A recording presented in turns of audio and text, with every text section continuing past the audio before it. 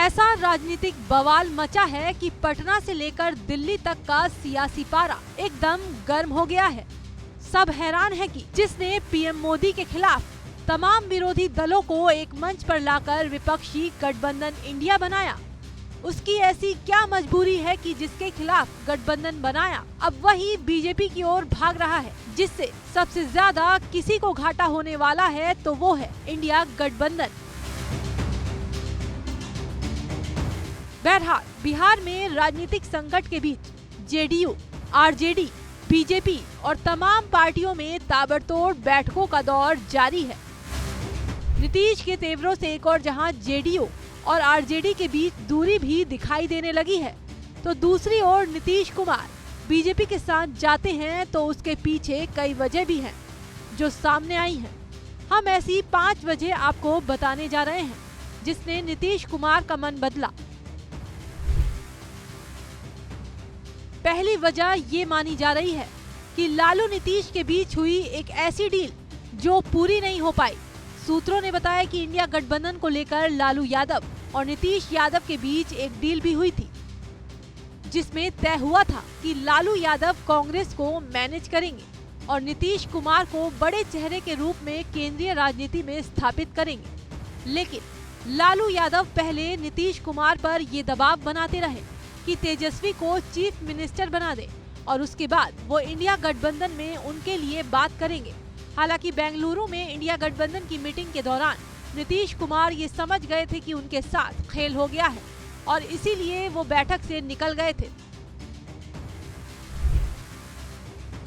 दूसरी वजह ये मानी जा रही है कि नीतीश कुमार पर आरजेडी की तरफ से मुख्यमंत्री का पद छोड़ने का दबाव लगातार बढ़ रहा था। नीतीश इंडिया गठबंधन के पीएम पद के कैंडिडेट होते तो शायद ऐसा कर भी देते, लेकिन ऐसा हो नहीं सका, इसलिए वो किसी भी हाल में सीएम पद नहीं छोड़ना चाहते। खबर ये भी है कि जब नीतीश कुमार लालू की बात नहीं मान रहे थे तो आरजेडी की तरफ से जेडीयू को तोड़ने की कोशिश की गई, जिसकी भनक लगते ही नीतीश ने ललन सिंह को पार्टी अध्यक्ष पद से हटाया और कमान अपने हाथ में ले ली। बिहार में नीतीश का साथ छूटने का सबसे ज्यादा नुकसान उस इंडिया गठबंधन को हो रहा है।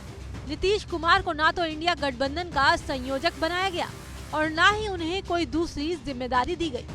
वहीं बिहार में इंडिया गठबंधन के साथ सीट शेयरिंग पर भी बात नहीं बन पाई। गठबंधन के इस रवैये से खफा नीतीश कुमार ने राहुल गांधी की भारत जोड़ो यात्रा में ना शामिल होने का फैसला लिया है, जबकि ऐसी खबर थी कि पहले नीतीश कुमार राहुल की यात्रा में शामिल होने वाले थे।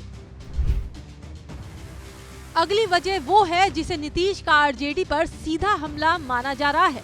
23 जनवरी को कर्पूरी ठाकुर की जयंती वाली रैली में नीतीश कुमार ने एक बहुत बड़ा राजनीतिक बम फोड़ दिया। बात कर्पूरी ठाकुर की हो रही थी, जो कि परिवारवाद तक पहुंच गई।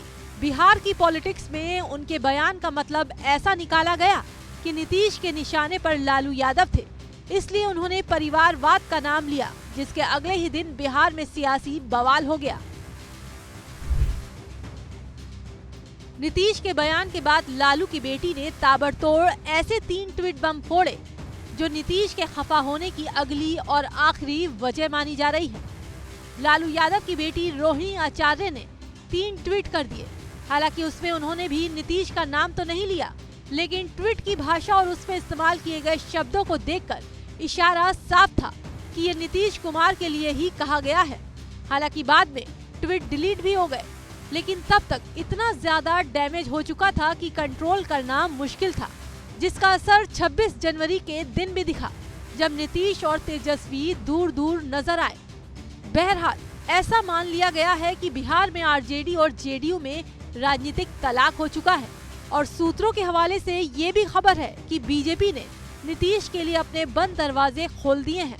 ऐसे में आने वाले 24 घंटे में बिहार में बड़ा बदलाव देखने को मिलेगा। साथ ही ये भी काफी दिलचस्प होगा कि अगर नीतीश कुमार बीजेपी के साथ आते हैं तो कब तक साथ रहेंगे, क्योंकि ऐसा देखा गया है कि भारत में कैलेंडर के हिसाब से अगर कोई नेता साथी बदलता है तो वो शायद नीतीश कुमार ही हैं।